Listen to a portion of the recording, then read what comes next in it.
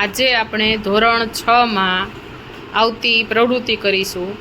કોઈ પણ પદાર્થ છે કે વસ્તુઓ પાણીમાં તરે છે કે ડૂબે છે, તો અહીંયા આપણી પાસે થોડાક શાકભાજી, સિક્કો, બોલપેન, પેન્સિલ છે। આપણે જોઈએ કે આપણે પાણીમાં નાખીએ તો તરે છે કે ડૂબે છે।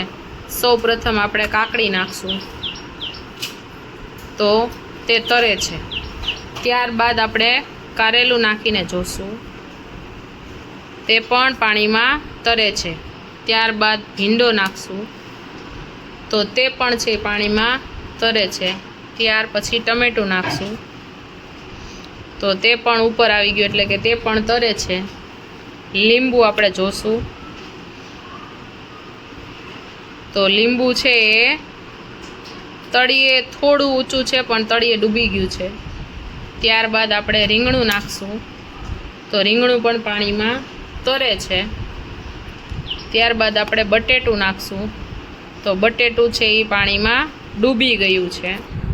ત્યારબાદ આપણે મરચું નાખશું, મરચું પણ પાણીમાં તરે છે। સિક્કો છે મારી પાસે, સિક્કો આપણે નાખશું તો એ પાણીમાં ડૂબી જાય છે।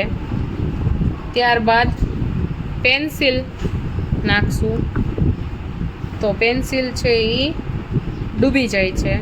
અને બોલપેન નાખશું તો બોલપેન છે એ પાણીમાં તરે છે।